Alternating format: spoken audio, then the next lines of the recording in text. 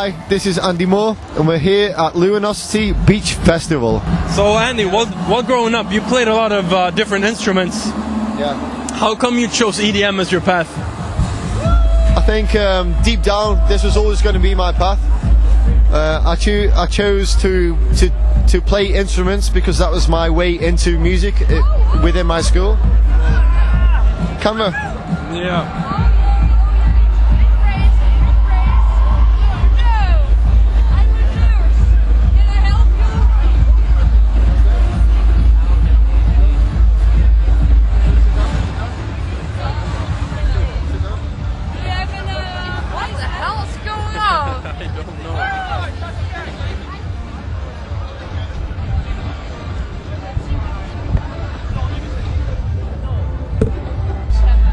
While growing up, you did play a lot of different instruments. How come you chose EDM as your path? Was there a specific moment?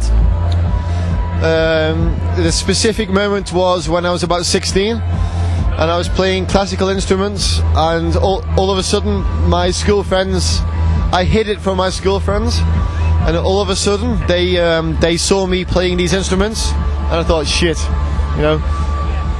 I knew I wanted to be involved in this kind of music, and I thought I can't be taken the piss out of by my friends. So I pursued electronic music even more than I did before. All right. What was your first contact with EDM? Do you remember in the beginning?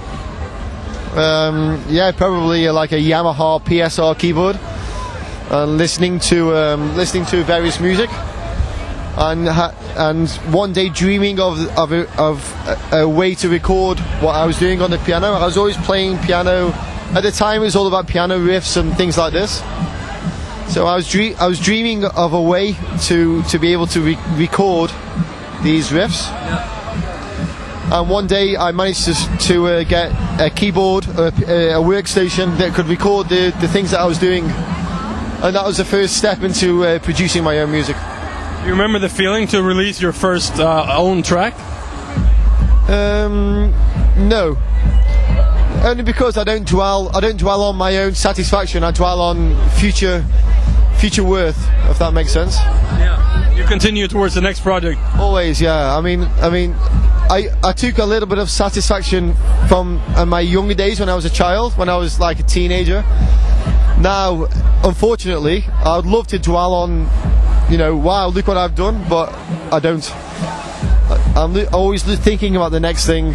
That's probably my issue, but it's just something that's inbuilt inside me. Has to be the next step. On my deathbed, I'm going to think, what was it all for? But I'm still going to continue doing it this way. How has music shaped you into who you are today, do you think? It hasn't changed my personality in any way, but it has given me a massive insight into humanity, into various other elements of life, through travelling, through meeting people like yourself, through meeting a lot of people from different cultures. So it's been extremely helpful to me to experience so many different elements of life. So 0.1, your first artist solo album is about to be released. How come it's taken quite a while to release it, right? Or to make it? How comes that? Well, I've just been busy touring, busy. A lot of the early tunes that I made for the album were actually made for different reasons. I made them to try to be experimental. And over time I got bored of listening to these tunes over and over and over again, so I decided to set a specific time period to finish the album. So I started the album properly in November last year, and I finished it around a few months ago. So I tried to create a workflow. Instead of spending months on a tune, I decided to say, right, a week is enough for one tune, and concentrate fully on that thing, nothing else. And the album is now here. Do you get satisfaction now from the album that it's finished, or have you already started doing new stuff? Unfortunately, I don't get satisfaction. I get nervousness, I get anxiety, I get I like to hear constructive criticism. I don't like to hear like vanity. I don't like to hear criticism from people that are trying to put you down. But I want to hear genuine criticism so that I can improve. I'm always thinking about the next step.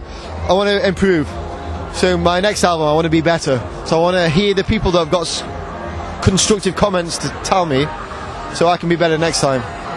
So far from the album, what track has gotten the best reactions? Well, my album's not all about dance music. Trespass, which is a tune which I've made, has got a lot of good reaction, based upon the fact that nobody has actually heard this tune, and they dance to it like they've known it all of their lives. So this is a good tune. To be honest, the rest of the album is not catered towards a nightclub like this right now.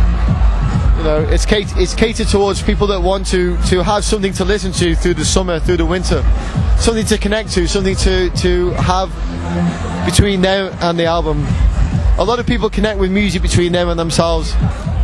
What can you tell me about interesting collaborations for the album? Who did you get to work with? One of these guys over here, Orchidea, is over here somewhere. I think he's disappeared. And I work with so many different vocalists, and every single one was perfect to work with.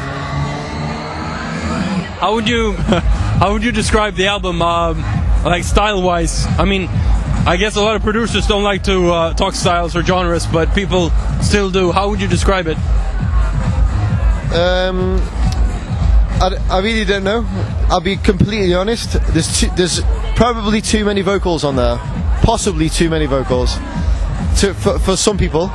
But I just wanted to make an album that could connect with more people than are just in this scene. There's a lot of people in the music scene which are only used to a certain kind of music, and if I made that kind of style for the whole album, I would seriously limit the amount of people I could connect with. I wanted to connect with the maximum amount of people I possibly could. So my style is possibly commercial, but with a massive influence of EDM from various styles, chill out, down tempo, just utilising whatever elements I had available at the time. I know you love to produce stuff for movies, music for movies. If you could produce something for any movie, which one would it be? An old or a new one?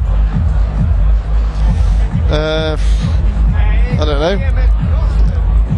I will say a 1930s or 20s movie, just because I like a challenge, and it's a style of music I've never made before, and I would like to